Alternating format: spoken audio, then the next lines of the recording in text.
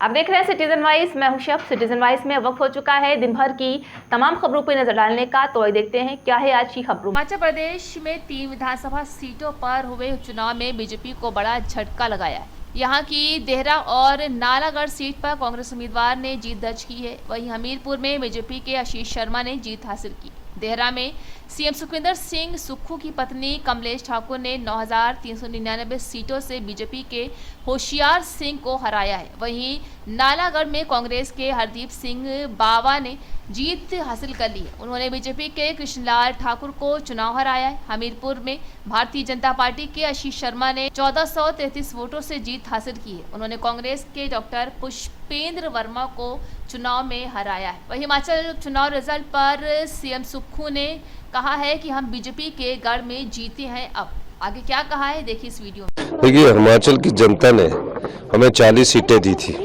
2022 के चुनाव में 40 सीटें दी थी। हमें 40 सीटों पर हमें दोबारा से जनता ने चुनाव जिताकर भेजा कि आपकी 40 सीटें, ये जनता ने तय किया। पर जिस प्रकार की राजनीतिक खरीदो फरोख्त हिमाचल की राजनीति में हुई है, उसका जवाब जनता ने दिया है।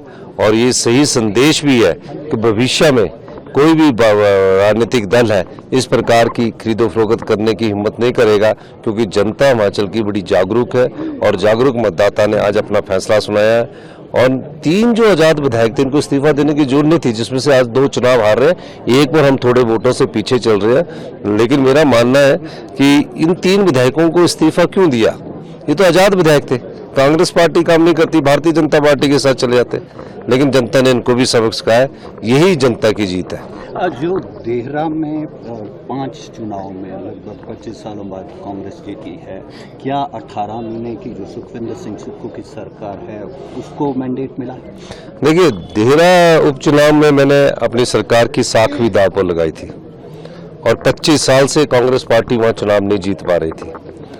और जब कोई मुख्यमंत्री अपने परिवार के किसी सदस्य को चुनाव लड़ाता है तो उसकी साख पूरी दांव पर होती है। भारतीय जनता पार्टी ने पूरा जोर लगाया, पर मैं देहरा की जनता का भी धन्यवाद करना चाहता हूं कि उन्होंने अपने विवेक का परिचय दिया और निश्चित तौर पर वहां एक अच्छी जीत कमलेश ठाकुर जी की हुई है। मैं उनको भी बहुत बहुत शुभकामनाएं देना चाहता हूँ। देखिए, हिमाचल की जनता ने हमें 40 सीटें दी थी। 2022 के चुनाव में 40 सीटें दी थी।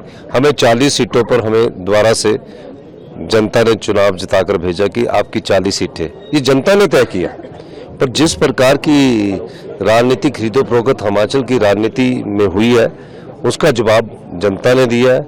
और ये सही संदेश भी है कि भविष्य में कोई भी राजनीतिक दल है इस प्रकार की खरीदो फरोख्त करने की हिम्मत नहीं करेगा, क्योंकि जनता हिमाचल की बड़ी जागरूक है और जागरूक मतदाता ने आज अपना फैसला सुनाया है। और 3 जो आजाद विधायक थे इनको इस्तीफा देने की जरूरत नहीं थी, जिसमें से आज 2 चुनाव हार रहे हैं। एक पर हम थोड़े वोटों से पीछे चल रहे हैं, लेकिन मेरा मानना है कि इन 3 विधायकों को इस्तीफा क्यों दिया। ये तो आजाद विधायक थे, कांग्रेस पार्टी काम नहीं करती, भारतीय जनता पार्टी के साथ चले जाते, लेकिन जनता ने इनको भी सबक सिखाया। यही जनता की जीत है। जो देहरा में 5 चुनाव में लगभग 25 सालों बाद कांग्रेस जीती है, क्या 18 महीने की जो सुखविंदर सिंह सुक्खू की सरकार है उसको मैंडेट मिला? देखिए, देहरा उपचुनाव में मैंने अपनी सरकार की साख भी दांव पर लगाई थी और 25 साल से कांग्रेस पार्टी वहाँ चुनाव नहीं जीत पा रही थी। और जब कोई मुख्यमंत्री अपने परिवार के किसी सदस्य को चुनाव लड़ाता है तो उसकी साख पूरी दांव पर होती है। भारतीय जनता पार्टी ने पूरा जोर लगाया, पर मैं देहरा की जनता का भी धन्यवाद करना चाहता हूं कि उन्होंने अपने विवेक का परिचय दिया और निश्चित तौर पर वहां एक अच्छी जीत कमलेश ठाकुर जी की हुई है। मैं उनको भी बहुत बहुत शुभकामनाएं देना चाहता हूँ। तो थी आज की अहम खबर। ताज़ा खबरों के अपडेट के लिए जुड़े रहिए हमारे साथ सिटीजन वाइज पर। हमारे चैनल को लाइक, शेयर और सब्सक्राइब करना ना भूलें।